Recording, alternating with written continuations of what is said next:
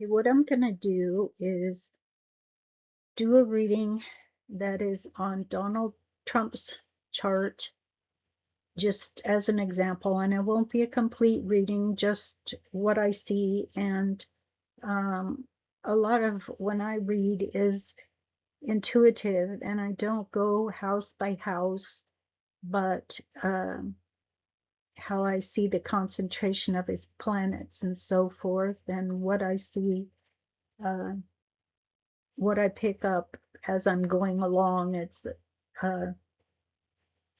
anyway, a chart starts out, it looks like somewhat like a pie, and that's what this picture is of. It's kind of cut down into a pie. You've got what is called houses that are split, and uh, they're split like a pie, 12 pieces of pie, and each piece is ruled by a sign and a planet. And some of the signs have more than one planet only because they had a traditional ruler, and it changed as more planets were found. So let's just go to the next chart and I'll start reading.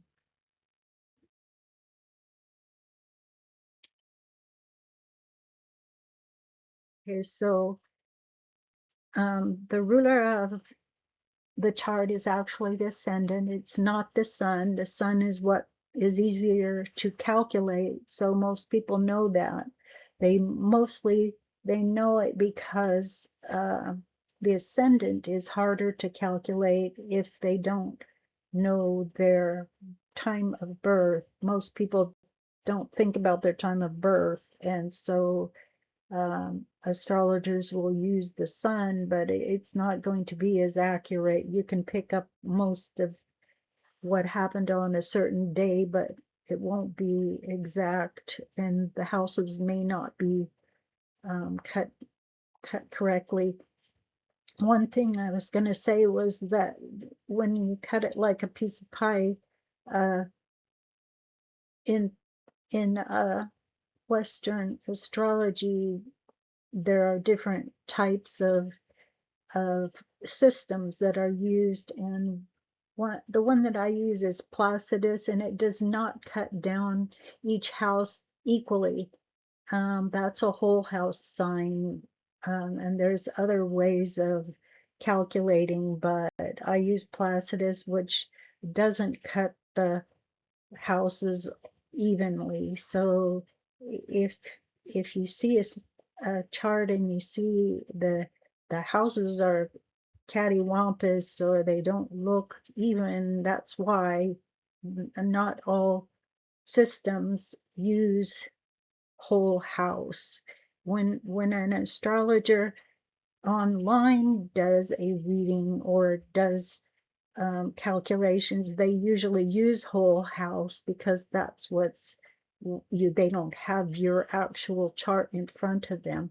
Anyway, Donald Trump's chart is ruled by Leo, and so he brings all this ego and pride and devotion and so forth to his life. He's an entertainer, he's creative, and it's a fire sign, so you can have a quick temper, but that's all fire signs. They can have a quick temper, but it isn't necessarily all of their personality. It's just one of the traits of fire signs, and when they blow up quickly like fire and die down quickly like fire. So um, um, they quickly forgive you as soon as they got mad. But anyway, so it also is where your devotions are. So let's go to the next slide.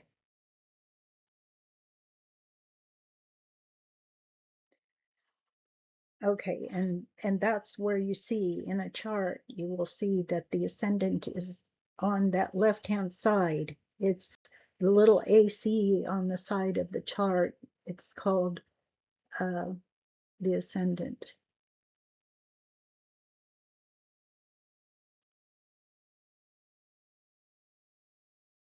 And what I first saw was where his sun is. He also has Uranus and um, the North Node. North Node is where someone is, their destiny, their destined path is. And I've done a video on that. And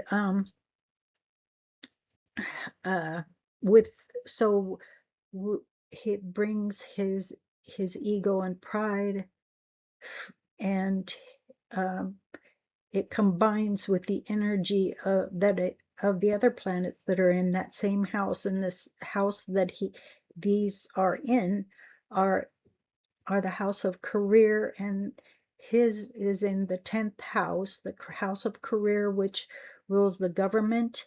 It rules structure. It rules methods and um, ambition, and because Uranus is one of the planets that's in that house, it's also a revolutionary. He has a revolutionary spirit in that house with his sun, combined with this energy of his sun. So he's very individual.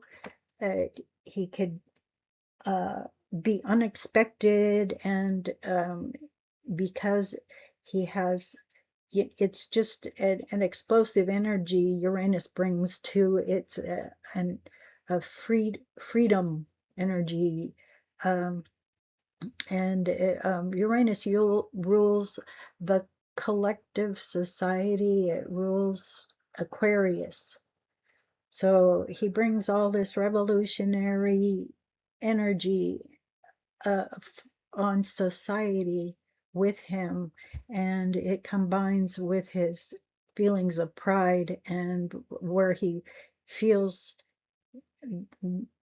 where he is, where his passion is, where his creativity is in this unusual energy. And I, I'll show you the next slide now.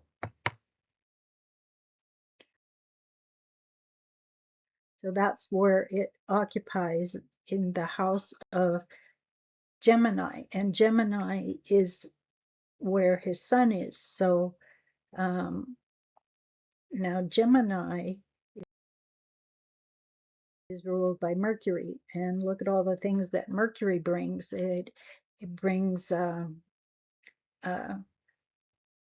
communications and intellect and learning, and I didn't say on the last slide, Uranus is usually where your ingenuity is, your point of ingeniousness. So he has this Mercury mind uh, ruling his uh, ingenuity, and his revolutionary and rebellious spirit, and his sense of pride. So that's what you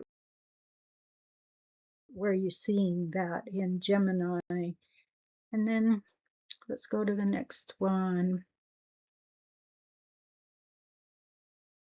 And the next one I saw was his 11th house, which is Aquarius's house, which is normally ruled by Uranus, which, so that ties in Uranus's rebellious spirit again, and a concentration of three or more planets. It's called a stellium. So he's got these three energies going in the house of Aquarius, which rules society. And Venus is ruler of your values, and could be partnerships, could be um, um, yeah, your money, um, luck. So he brings it, Venus brings luck and partnerships and his his ability to learn to earn money through society somehow. And he's got also um, Mercury there, and Mercury is of course the mind, and that was also his ruler where his sun is, and that's in mutual reception, having those in the same, they connect together, all basically the 11th and the 10th house. He's got what you look at in a chart is usually the top left, like that is the um, outer. You're very in the public eye on a chart if you have a concentration of planets up on that left hand top side. And anyway, he's got Mercury and Saturn. Saturn rules normally the 10th house of career, which is government, and so he's got all three of those in his house of rebellion and society, and affecting society, and so I mean he's got communications, values, and ambition, and his pride, and his ego, and his um, the ability to make money, all in that public, in the public eye. So as you can see, that's what an astrologer sees in the chart. So anyway, the next one shows the moon. And the reason that it is shown is because the moon is the ruler of his 11th house, even though it's normally Aquarius's house, which is the society.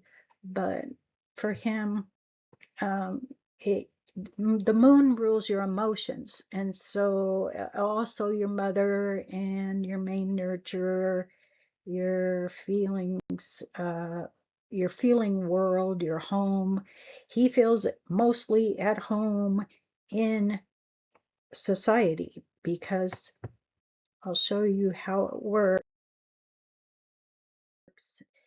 It's ruling that 11th house. And so it rules all of those things that I've already said in that one house.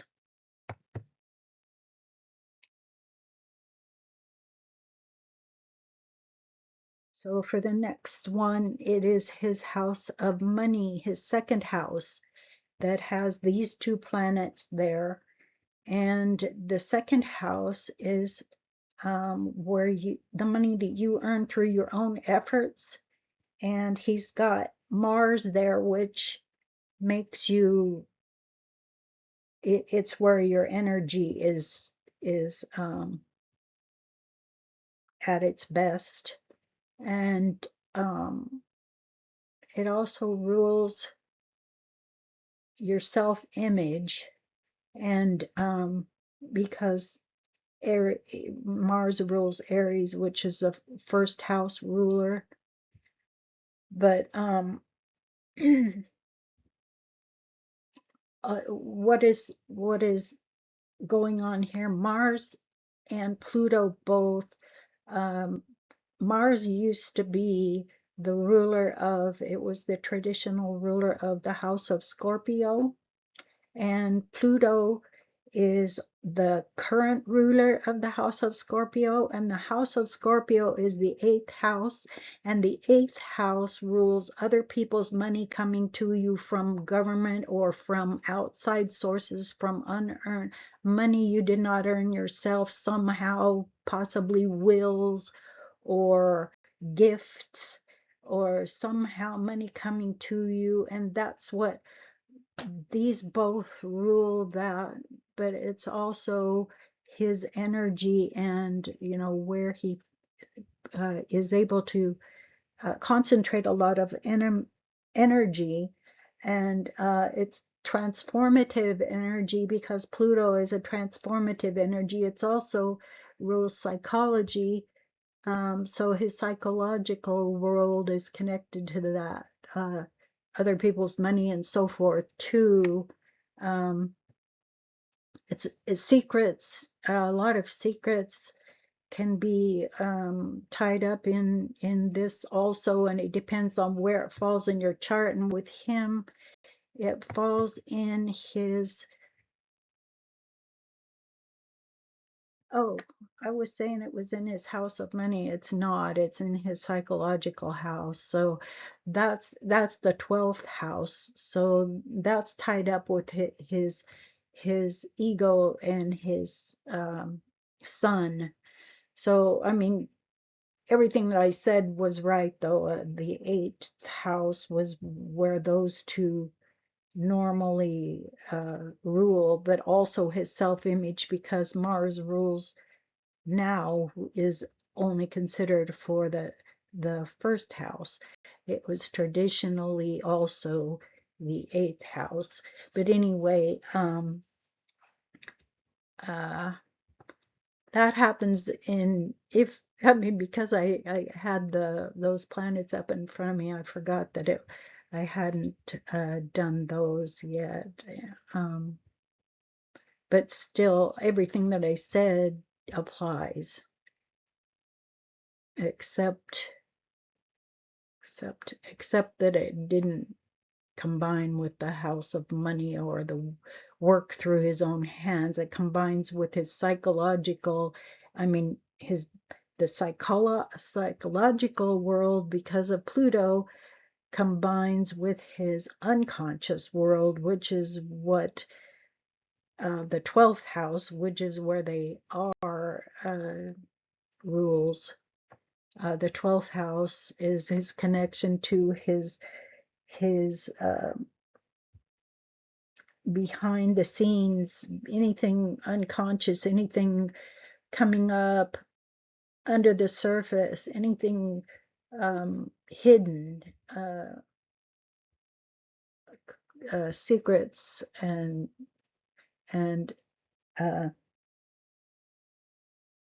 it's the house of loss, but it's the house of isolation. It's the house of where you might isolate yourself. It can be confusing. It brings to it um, divine connections too.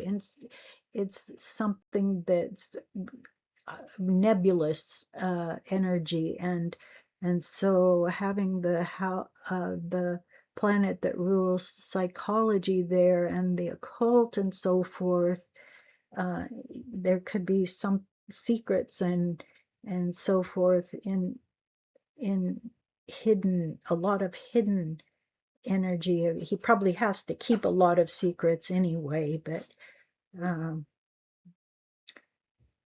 I hope that made any sense.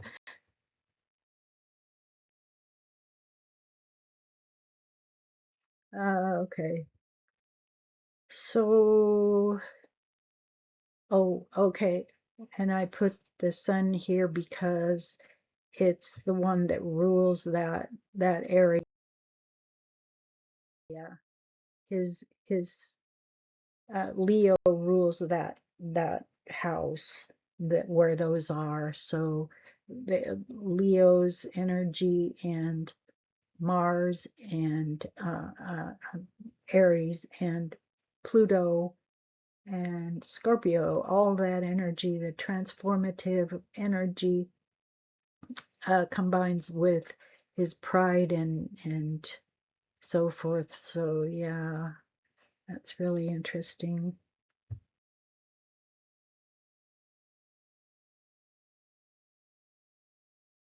Now we're looking at Jupiter and Neptune, and this is the two that were in the house that it rules his money. I was getting that mixed up a little bit because I couldn't remember where I had those, couldn't see the chart behind those planets that I put in there. I'm trying to get people to see.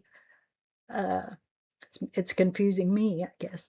But anyway, what these two planets bring is expansion from Jupiter and long distance travel and long distance communications, foreign communications, expansion, religion, theology, and because now these ones are connected to his where you earn money through your own efforts, and so he has this this is a good fortune in his money house, and also uh, Neptune he has there, which that's the one that is the spiritual connection and divinity and the isolation and addictions and so forth.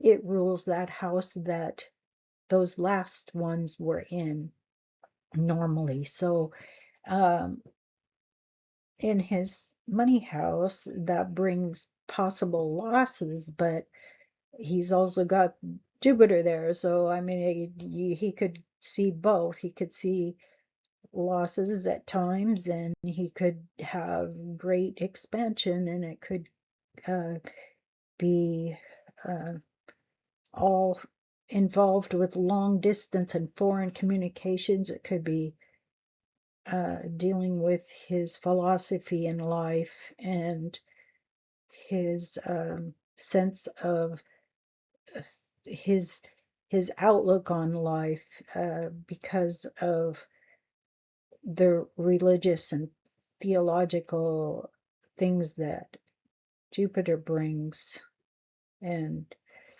um,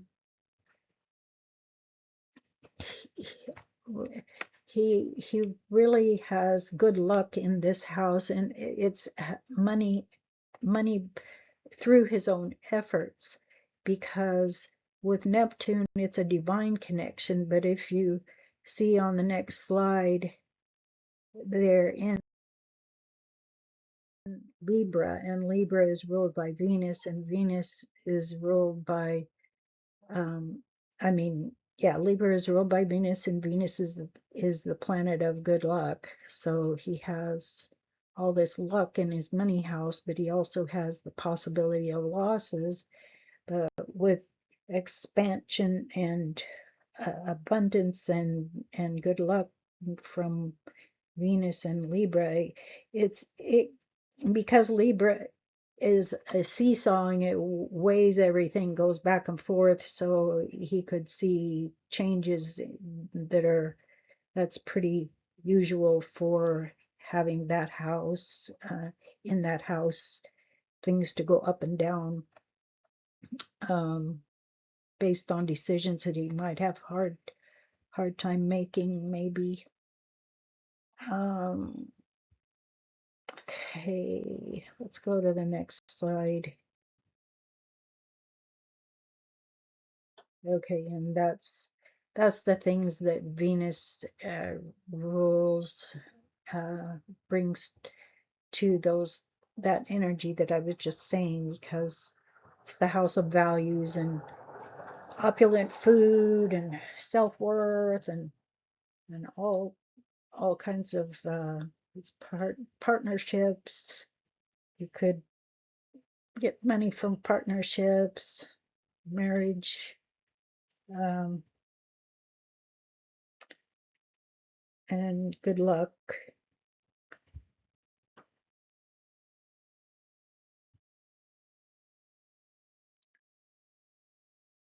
And I haven't said anything about the lines in the middle of a chart. The lines in the middle of the chart, if you see the red lines, they're oppositions, and blue lines are easy, and green are easier energy between the planets. So kind of use your, like I said, I'm not able to do a whole reading without going into all that, but this is going to get way too long. So let's go to the next chart.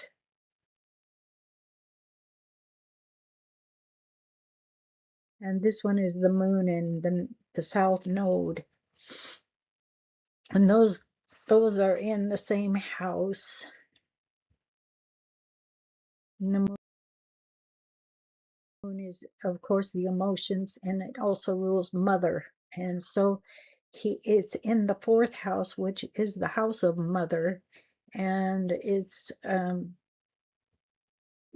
his is ruled by Sagittarius, and Sagittarius is ruled by Jupiter, and Jupiter is the one that is, jubilant. He might have jubilant, but also it's a fire sign, so might have abundance at home, might have a lot of emotions at home, a lot of could have quick temper at times because it's a fire sign, and yet the moon there makes it more. He probably is close to his mom, um, but the south node is there, and so the south node is where in the past he may have felt more comfortable at home, and all those other things. He's moving away. He's probably not as connected to home. The north node and south node have to be balanced in his lifetime, so he probably he feels more comfortable at home, but in this lifetime, if you think of it as lifetimes, his destiny is to be more in the public eye and deal with the public, and that's his destiny. Um,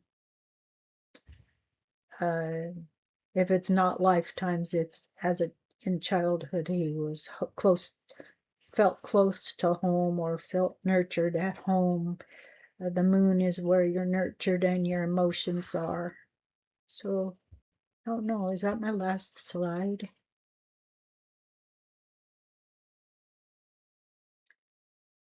No. Oh, I wanted to put where Jupiter is um, Sagittarius's ruler, and so it combines that expansion and abundance and jubilant energy, and also uh, long distance communications and foreign communications, so he can have foreign communications from home, and long distance communications, and connections to long distance and foreign entities, because Sagittarius rules all those. So I don't know, did I finish? Any of that made any sense? I pretty much, that's how you what an astrologer sees, and you've got to be thinking in, it's like 4D chess or something, where you know what's in the house and the ruler of the house, the sign that's ruling, and the planet that's ruling, and the energy they bring. And then when you see daily things that are happening, you look at where the planet is moved to. And that's why I think of the planets as the most important thing, because they bring the sign uh, energy to wherever they are on a daily basis.